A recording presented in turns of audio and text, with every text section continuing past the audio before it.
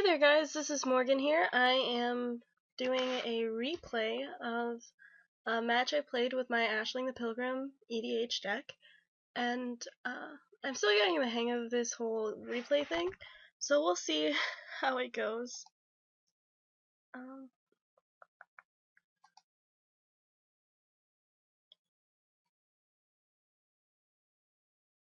Alright. Does this work? Yes, okay. So the generals in this match were Ashling, me, Kalia here, Amara here, and Croesus here. And immediately, normally I would focus on Kalia as a threat, but Amara and Croesus were actually really bad for my deck, because Amara negates all of my removal, which is damage based rather than just destroy target permanent. And Croesus can empty my hand, no problem.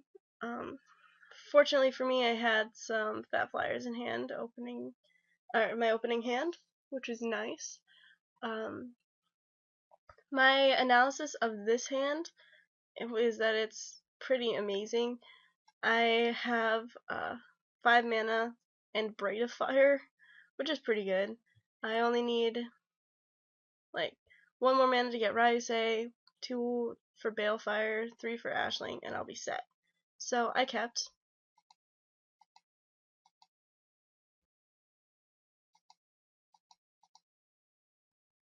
And Croesus plays land tapped. I put out Soul Ring. Kalia has City of Brass, and Amara has Temple Garden. And for Soul Ring from Croesus. And I play Braid of Fire, just tapping down all my lands out of, I feel like that's a thing, supposedly. Intangible Virtue means that Amara's tokens are going to be a lot better. And, so my draw last turn was Kumano, Master Yamabushi, and he's one of my mana sinks, and he's also a 4/4, which isn't terrible, especially on turn 3. Didn't do anything with my Braid of Fire mana, but I did cast Kumano. And I drew another mountain. And Amara casts Alliance of Arms. Oh, there was nothing from Kalia. They missed their third land drop. Which is really unfortunate. This game might have been a little bit more interesting had they managed to keep up with the rest of us mana-wise.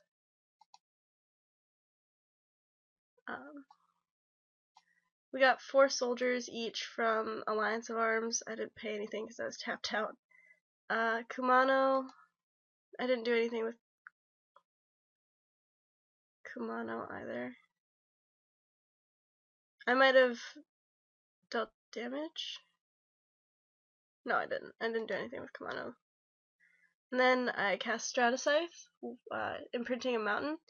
And Stratascythe boosts not only for my mountains, but the mountains of people around me who are also playing red, which is nice, because red is actually a pretty good secondary color in EDH. So there's probably going to be somebody else playing mountains.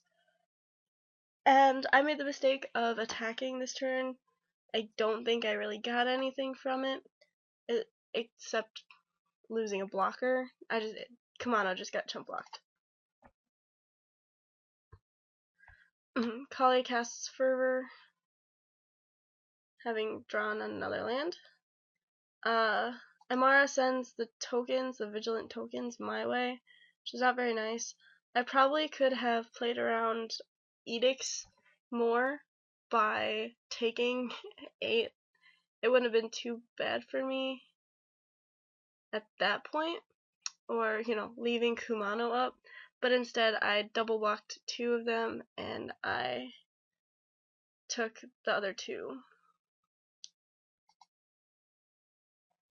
And Amara tapped a Plains, maybe for some sort of trick, but they didn't actually do anything. I have more mana to my mana pool. Cast Ryusei. And as you can see here, I did have 1 mana open that I could have used to cast Balefire Dragon instead of Ryusei, but Ryusei is much better on defense than Balefire Dragon, even though Balefire Dragon does have a bigger body. Because at this point, everybody has a board presence, and Ryusei could really easily get rid of that board presence if blocking and killing another flyer. So, it makes the people around me a little bit less willing to attack, which is nice. It's a good thing. And then Kalia casts Chromatic Lantern. Still not quite developed on the mana front, but you know, it's a thing. And then Croesus casts his general, and they're getting ready to attack. And right now, I'm the only one who's not vulnerable. And this turn, I actually decide to kill one of Amara's soldier tokens, and I use Rootboard Defenses. And I could have pinged again in response to kill it before Rootboard Defenses resolved, but I didn't really see a point. Rather, instead I just cast Ashling.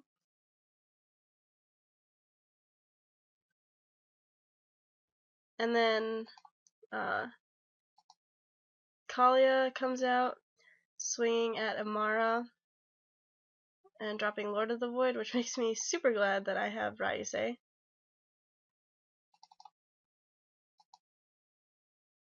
And Amara casts Mitotic Slime. Amara really suffers from being not having any flyers in this game. And then Croesus swings at Kalia, who otherwise would have a flying blocker next turn. And they clear Kalia's hand of Beacon of Unrest, Terminate, Increasing Ambition, and Liliana, which is pretty good. End of Croesus' turn, I put counters on Ashling, 2 counters on Ashling, to increase the counters without causing it to go up. I put 2 counters on Ashling with Braid of Fire, and I draw Staff of Nin, which I like. I really enjoy having access to Staff of Nin. However, I needed 12 mana open to cast Staff of Nin, while also keeping Ashling available to be pumped and explode. So I wasn't able to do that. And I'm just keeping the team back here on defense. And Kalia swings at Croesus. And Croesus mazes Kalia's Baneslayer Angel, which allows me to realize that even if I did have, like, Loxodon Warhammer or something to give Ashling trample, I should not attack, because Mystifying Maze would reset my Warhammer and my counters, which would make all my efforts completely futile.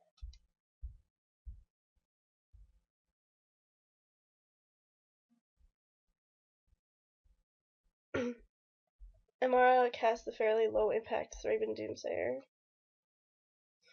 And then Croesus swings at Amara, naming white. Fortunately for Amara, all of their stuff was green. Counters on Ashling. Braid puts counters on Ashling, and Kumano kills Kalia. And I think that was a fairly useful use of my mana. And then they're still mad at Croesus for getting rid of their hand, I think. And Mystifying Maze takes care of Baneslayer Angel, again preventing them from gaining life.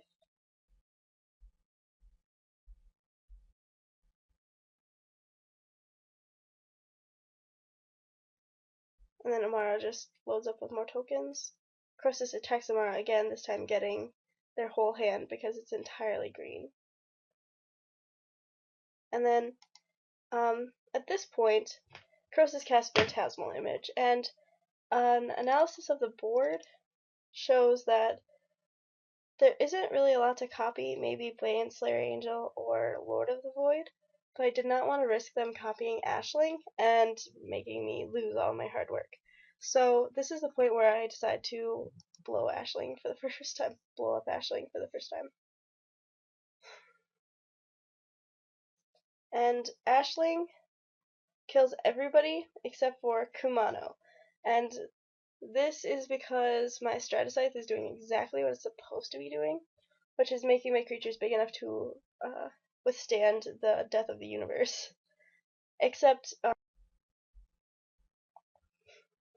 unfortunately for me, Ryusei deals 4 damage, or 5 damage to each creature without flying after it dies, which is put on the stack, but it's hilarious because it's put on the stack after the Walker of the Groves 4/4 elemental token comes into play, and the ooze tokens come into play. So, and also I feel like Kumano might have died to Phantasmal Image anyway if Croesus was feeling particularly irate. So Amara got 4 ooze tokens, and Croesus got an ooze that was considerably smaller, and I was able to recast Ashling right away because of the 6 mana. And Kalia casts Rakdos Signet, and poor Amar's hand is completely empty. And they end up trying to attack Croesus. Doesn't really work super well. And I just add some counters to Ashling.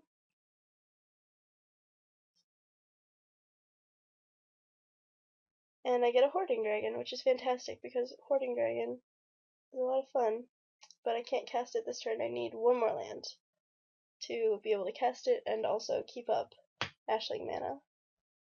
And Amara casts 1 Dozen Eyes, and then Croesus twin casts it, also getting insects. They're far inferior though. And then I think, yeah.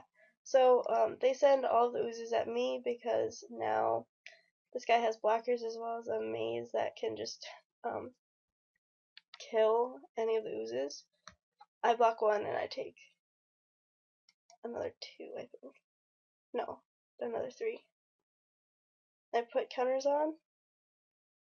So many counters. And I get Buried Ruin and I cast Hoarding Dragon, fetching up out of my fancy library. You missed it. But out of my fancy library, Gauntlet of Might, which is the best mana doubler I have, especially in a match where Blood Crypt and this mountain are the only ones that my opponents get. So this is a pretty good match for me. And then Kalia doesn't do anything.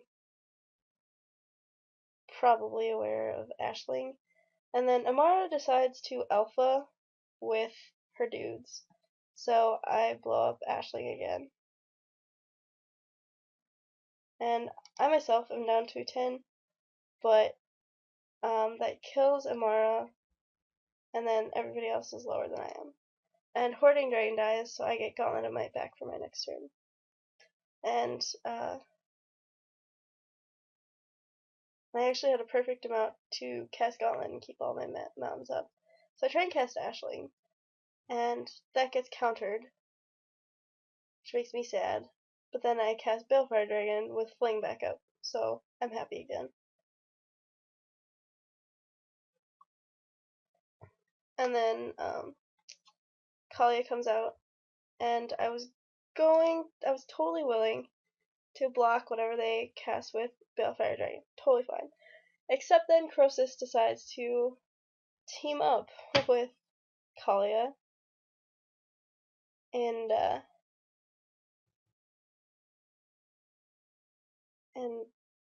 you know, double team me.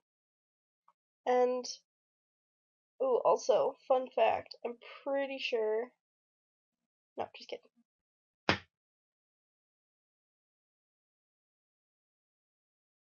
yeah. Um, and they decided to make an ape out of my Balefire Dragon. That did not make me very happy, so instead I flung Balefire Dragon. And the thing about fling is, sometimes I will accidentally select the thing that I want to sacrifice before I select a target, so it kind of blanks itself, but fortunately I didn't do that this game. And after that, Croesus conceded. I don't know what really would have happened, but I do know that I had a lot more reach than I feel like I had a lot more reach than him. Although a recast Croesus might have spelled trouble for me, especially since it would have been a 7-7. So yeah, that was the match, and I really hope you enjoyed the first ever performance of my Ashling the Pilgrim deck in a multiplayer setting. That lasted till the end of the game.